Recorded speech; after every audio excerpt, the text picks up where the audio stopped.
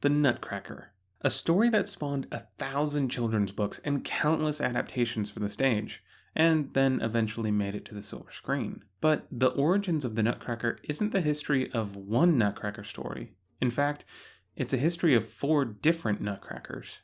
Let's look closer at the story of the very first Nutcracker. The year is 1816, and the place is Berlin, at the time a part of the Kingdom of Prussia. Enter Ernst. Born in 1776 as Ernst Theodor Wilhelm Hoffmann, he later changes his name to Ernst Theodor Amadeus Hoffmann in honor of Wolfgang Amadeus Mozart.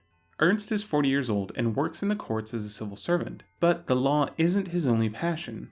You see, Ernst has a side hustle. When he's not studying law, he composes music, writes articles critiquing music, draws, paints, and writes fiction.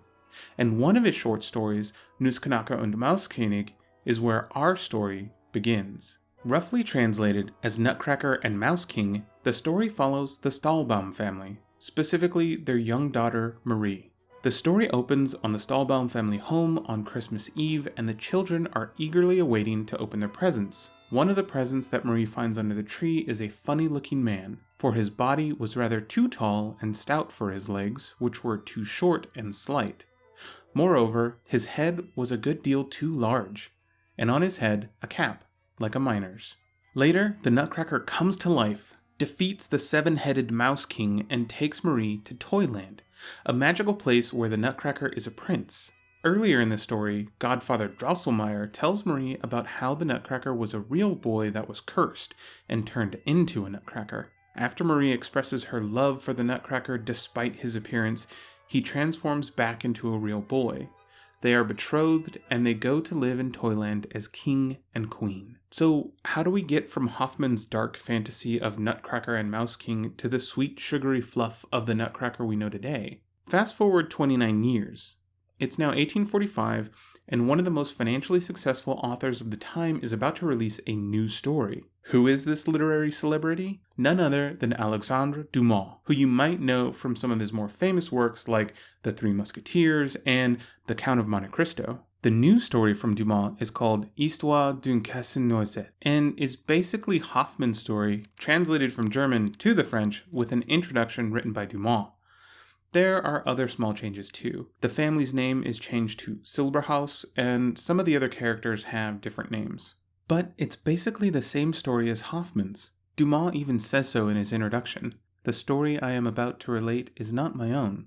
It is by Hoffman. One thing that Dumas has that Hoffman didn't when the story was first published was name recognition. Like I said before, Dumas was one of the most well-known authors of his time, so just by putting his name on the book immediately increased the story's reach and popularity. Soon after, the story was being translated into other languages and reaching a larger and larger audience. But this is still the same story from before. How do we get from Dumas' repackaging of Hoffman's story to the children's ballet we all know? 47 more years pass, and we're now at the Mariinsky Theater in St. Petersburg, Russia. A new ballet is about to be performed. It's based on the Dumas version of the E.T.A. Hoffman story, Nutcracker and Mouse King. The choreography for the ballet was written by Marius Petipa, and the music was written by Peter Ilyich Tchaikovsky. Petipa gave Tchaikovsky very specific instructions for writing the music, including the tempo for each piece, and how long each number would be. At first, Tchaikovsky is worried he won't be able to write the music in time for the planned premiere.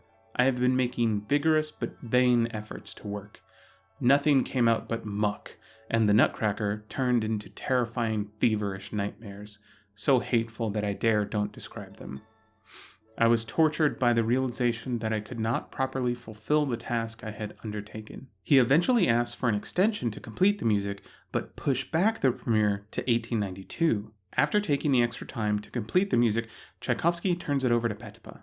Unfortunately, during rehearsals for the ballet, Petipa falls ill, and his assistant, Lev Ivanov, is brought in to fill his place. It's not clear who exactly contributed the choreography for the original ballet. Some credit Petipa, some credit Ivanov. We just don't know. However, the rehearsals do go on, and the ballet premieres on December 18th, 1892. It was not received well by the critics, and gets torn apart in the newspapers. For the woman dancer, there is very little in it. For art, precisely nothing. And for the artistic fate of our ballet, it is yet one more step downwards. First of all, the Nutcracker cannot in any event be called a ballet. It does not satisfy even one of the demands made of a ballet. Eventually, Tchaikovsky decides to ignore the haters. Today is the fourth day that the whole of the Petersburg press is occupied in attacking my latest progenies, one newspaper after another. But I am completely indifferent to it all, being certain that my day will come. So, if the original Nutcracker ballet was so bad, how did it get so popular? Even though the ballet was panned by critics, the music was another story. After finishing the complete score for the ballet, Tchaikovsky cuts another version of the music. He picks out 8 music numbers from the entire ballet and calls this curated version the Nutcracker Suite. The Nutcracker Suite ends up being more popular than the ballet and gets picked up by orchestras as part of their repertoire. So even though the original ballet was a flop, some of the original music continues to be played in concert halls in the form of the Nutcracker Suite for the next 50 years. This version of the Nutcracker keeps the idea of a Nutcracker ballet alive until 1954, when George Balanchine creates a new Nutcracker ballet for the New York City Ballet. He uses Tchaikovsky's music, but creates his own choreography and staging. This version of the ballet becomes very popular, and it's the version that you're probably most familiar with. It's been performed all around the world and continues to be performed today. Balanchine's success led to different versions of the Nutcracker ballet to be created, but his version is the one you've probably seen in the theater or on television.